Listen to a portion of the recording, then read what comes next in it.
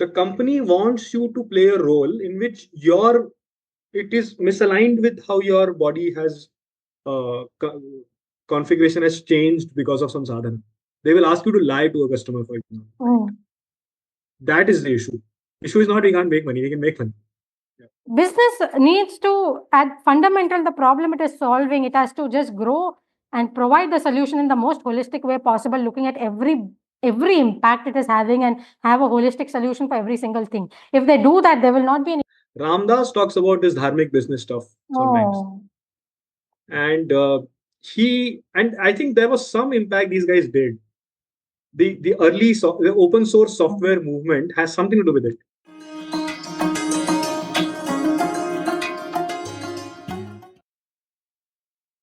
I remember one lady, she told me, there was a yoga teacher used to come to my house once to just teach us some basic asanas and all, and she was somebody who didn't marry. So she was telling me that anyway, and I had also not married and I was not planning to marry. So she was telling me that what will you do? I mean, you can't keep doing a corporate job if you've taken a life like this, because you at some point are going to want to apply and be in a much more holistic kind of a place. And that kind of stuck with me, and this makes sense to me because right now this content creation of Adhyatmic stuff is in juxtaposition with a corporate job, which has nothing to do with Adhyatmic. So then in that sense, this is making more sense from a lifestyle perspective. But this, of course, doesn't make money. I mean, YouTube is a... It will. I think over time something will happen. Don't worry about it, right? So we will see how this goes, because this could shape into a lot of different places. Like one thing is, if I did not myself read, I could just have more podcasts like you, in which case I am not creating content, So a lot of options are available. It's, I think, my own personal phase also, because a lot of content I'm creating where I am only reading and I am only talking, those are being driven from something inside. So there is a personal journey taking. We will see. Yes. This thing about your corporate job not having anything to do with this, right? This is a problem I have been talking with my similarly inclined friends for now 10 years. And it cannot sustain. We have to, well, again, a masculine thought, but we have to change our society's ways of making money for spiritual people to live a good life. Otherwise, if it is always going to be that was what the Indian society was. It should be easy to live a spiritual life. A society should sustain and support a spiritual life. So what can we do in our corporate structures or the way we think about profession for younger people? That is another area of interest that I have. And there is some people who are making something called Dharmic network, whom you might be interested in talking separately. Who are trying to make dharmic enterprises happen. Actually, Sadhguru is very, very pro-action, He's a very pro-action person. One thing he has drilled into me after all these years of just listening to him is that the yogi has to be the most capable person. What has happened for the past decades is that yogis have been sidelined and a lot of them have given a bad name because they are the incompetent losers.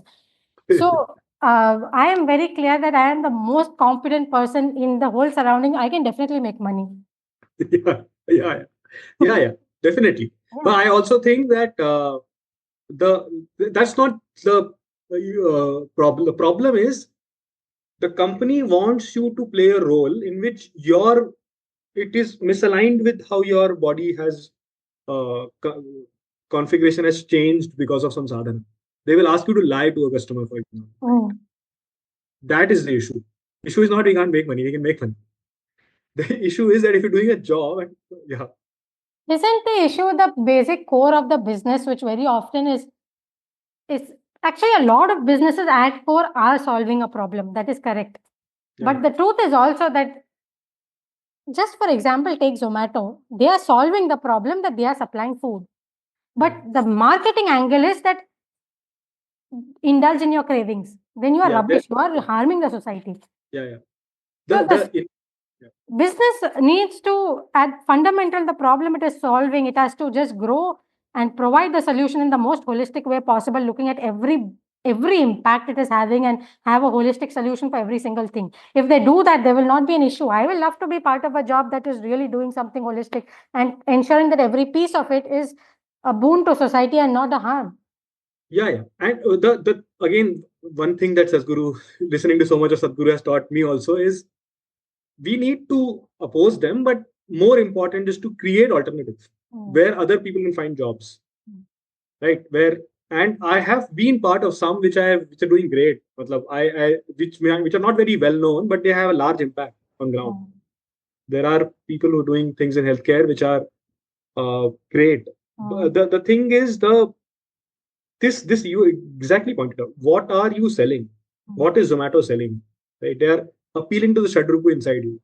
The Kama, Krodh, Lobh, Moha, Ahankar, Isha. That is what they are appealing to. They are not appealing to the Satvic gunas, Udyama, Sahasam, Dhairyam. That is not what they are appealing to, right? So I also think there should be a Satvic marketing agency, which is really making engaging message.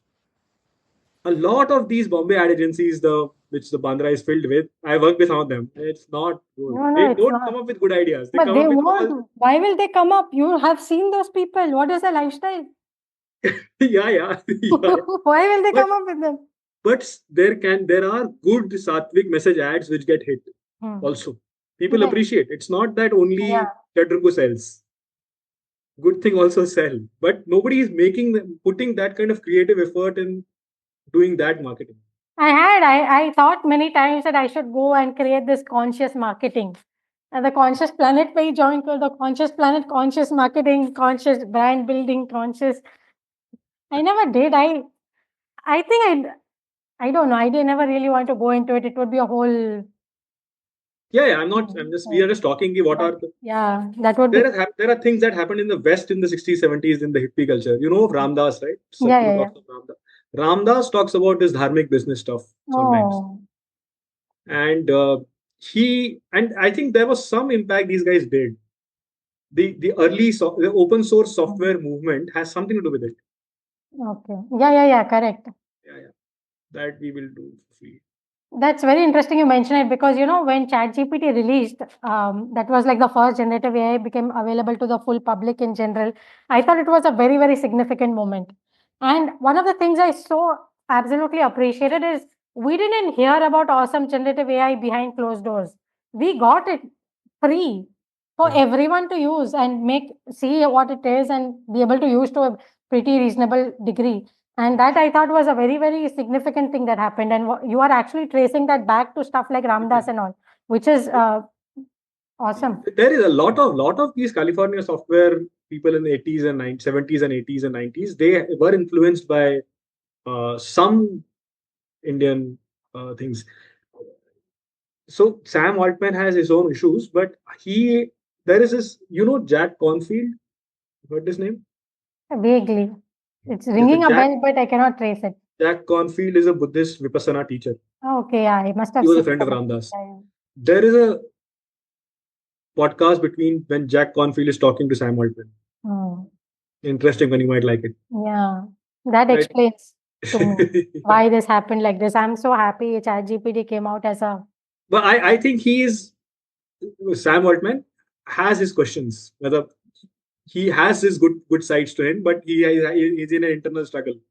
Sometimes these market forces are making him do things which he doesn't want to, but is still whatever. I think AI has become too hot actually because that guy got killed also, so something's there. The market has its things.